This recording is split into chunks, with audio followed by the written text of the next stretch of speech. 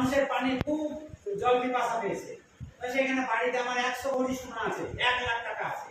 তো ওই 1 লাখ টাকার সোনা দিয়ে আমি আমার তিষ্টা আমার মিটবে না। 1 গ্লাস পানি থাকলেই আমার জীবন হয়ে যাবে। তার জন্য বলছি যে পানি নষ্ট করা, জল নষ্ট করা যাবে না, যেখানে পারবে জল সঞ্চয় করে। আর বলছে দেখো ডাল জাতীয়, তারপরে বরবটি, অড়হর, এইরকম জিনিস যদি চাষ করি তাহলে মাটিতে এইগুলাতে বেশি পানি লাগে না। কলাইয়ের ডাল, তারপরে হচ্ছে অড়হরের ডাল, এটা থেকে আমরা অড়হর লাগাবো স্কুলে, ওই ধারে ধারে ধারে ধারে একটা দুটা করে ছিটিয়ে দেবো, অড়হর ধরবে, তাহলে সেগুলো ডালও খাওয়া হয়, আবার এতে পানিও কম খরচ হবে। বাড়ির বাইরে জল বাঁচাবো, বাড়ির বাইরে বেরিয়েও আমি জল নষ্ট করবো। রাস্তার ধারে ট্যাপগুলো থাকে না, ভিতরে ট্যাপগুলো থেকে পানি বেরিয়ে চলে যায়, তা করবো না। কোনো সময় রাস্তার ধারেই হোক, স্কুলেই হোক, কোনোখানে আমরা জল নষ্ট করবো।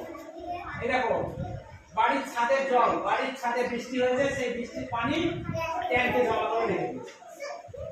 আমরাও তাই করেছিলাম, চেষ্টা করব ওই ছাদের জল, এই ছাদের জল আমরা ট্যাঙ্কি করে জমা করে রাখার চেষ্টা করছিলাম।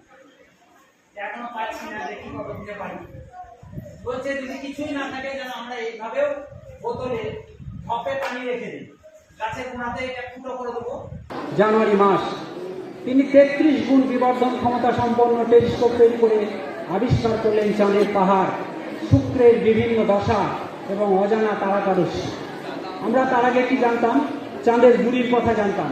আমাদের কল্প কাহিনীতে মহাকাশ সম্বন্ধে অনেক ভুল ধারণা শিখেছিলাম। আস্তে আস্তে গ্যালিলিও সেই ভুল ধারণাগুলো ভাঙতে শুরু করলেন।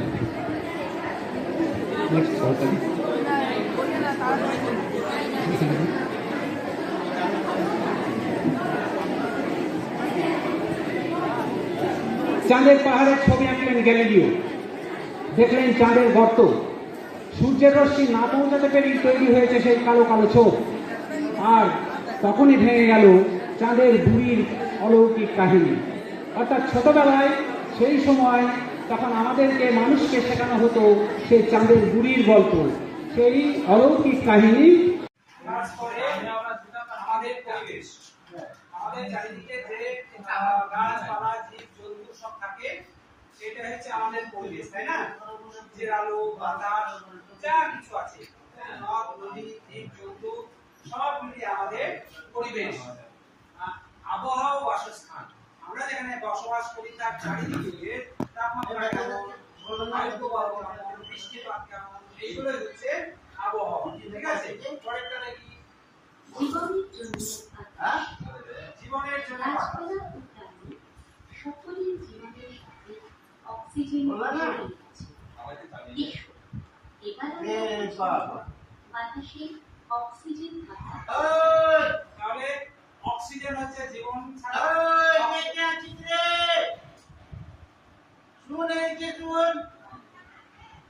অক্সিজেন ছাড়া আমরা তো বাঁচি না। হচ্ছে যা কিছু জীবন মানে হচ্ছে তার সঙ্গে অক্সিজেন জড়িয়ে আছে, অক্সিজেন ছাড়া আমরা বাঁচি না। আচ্ছা, পরেরটা আমরা দেখি বাতাসের মধ্যে এত কিছু, বাতাসের মধ্যে জলীয় বাষ্প, ধূলিকণা ও নানা রকম দূষিত পদার্থ মিশে থাকে।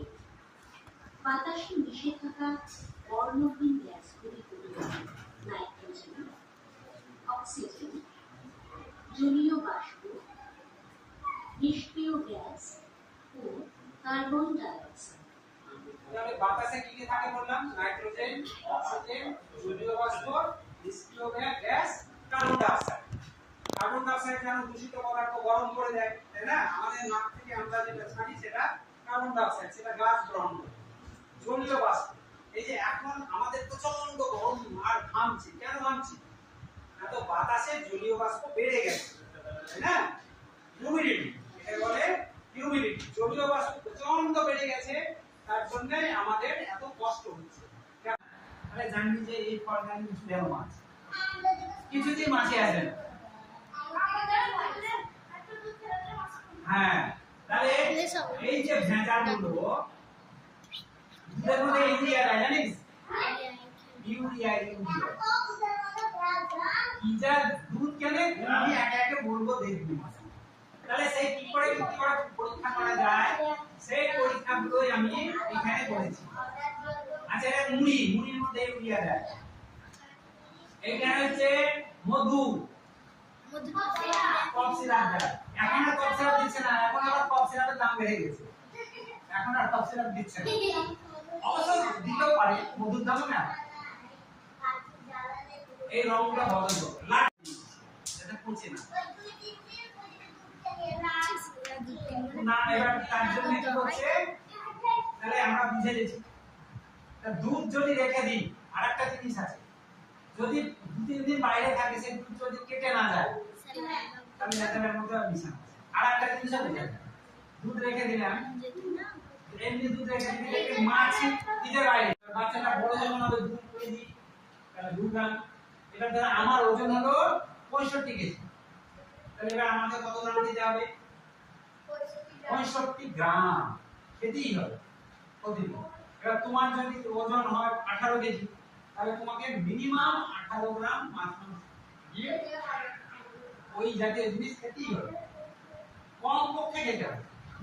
তাহলে যার যত ওজন তত গ্রাম কম পক্ষে খেতে হবে, বুঝতে পারলে? তাহলে ওদের খাবার বেশি দিতে হবে, বুঝা গেল? তো সেই তার জন্য এখানে লিখেছি যারা দৌড়াদৌড়ি করবে, আবার আমাদের যারা ধরো রানার, যে ছেলেরা বেশি দৌড়াতে পারে রানা, তাদেরকে আমাকে বেশি খাবার দিতে হবে। আর যে একেবারে পুড়ে বাচ্চা, হ্যাঁ, তাকে অত খাবার দরকার নাই। ঠিক মতো খাবার খায় না, হিসাব মতো প্রোটিন ভিটামিন সব খাবার, পানি ঠিক মতো খায় না, তার ফলে ভেতরের যে বাচ্চা তাদের শরীরে রক্ত তৈরি হয় না, হাড় তৈরি হয় না। মা যদি ক্যালসিয়াম জাতীয় খাবার না খায়, ছোট ছোট মাছ না খায়, ছোট ছোট মাছে কাঁটা থাকে, এটা খেলে ক্যালসিয়াম হবে। ক্যালসিয়াম যদি মায়েরা না খায়, তাহলে পেটের মধ্যে যে বাচ্চা তার শরীরে হাড় তৈরি হবে না। হ্যাঁ,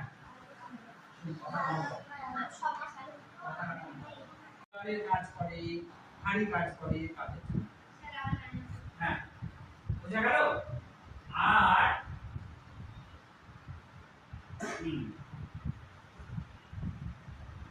আর যে দানা শস্য মানে চাল গমের কথা বলা হয়েছে, এটা কিন্তু পুরুষ মানুষের বলা হয়েছে, মেয়ে না, পুরুষ মানুষের।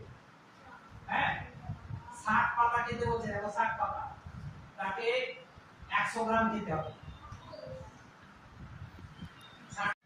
ওজন করব, আমরা ওজন করেছি না, আমরা হাইট মেপেছি, দিয়ে ভাগ করতে হবে। দেহের ওজন যেটা হলো সেটাকে আমি যতটা হাইট হলো সেইটা দিয়ে যদি ভাগ করি, ভাগ করে যদি রেজাল্ট 18.5, ভাগফলটা যদি 18.5 থেকে 22.9 এর মধ্যে হয়, তাহলে জানতে হবে যে আমার শরীর ভালো আছে, অসুখ বিসুখ হবে না, অসুখ বিসুখ হবে না। তাহলে কি করে বুঝবো? এটাকে বলে BMI, বডি ওজন। সেই ওজনটাকে তোমার যেটা হাইট হলো সেই হাইটটাকে দুবার গুণ করে নিতে হবে, দিয়ে ওই ওজনটাকে ভাগ করতে হবে, দিয়ে যদি রেজাল্ট ভাগফল হয় 18.5, এই 18.5 থেকে 22.9 এর মধ্যে যদি ভাগফল হয়, জানতে হবে আমার শরীর ভালো আছে, অসুখ বিসুখ হবে না। এটাকে বলা হয় বডি মাস। গুণ করতে হবে না। উচ্চতা তোমার যা বেরোলো, ধরো তোমার উচ্চতা বেরোলো 1.5 মিটার বা 1 মিটার, তাহলে 1 মিটারকে 1 মিটার দিয়ে গুণ করতে হবে, তাহলে 1ই হলো। এবার ওজন যদি হয় 10, তাহলে 10 কে 1 দিয়ে ভাগ করব, তাহলে কত? একটু টাইম, তাহলে পাওয়ার সুইচ অন করে দিলাম, তাহলে ল্যাপটপ আমার কানেক্ট হয়ে গেল ব্যাটারির সঙ্গে। এবার ল্যাপটপ যখন আমাদের শুরু হয়ে যাবে,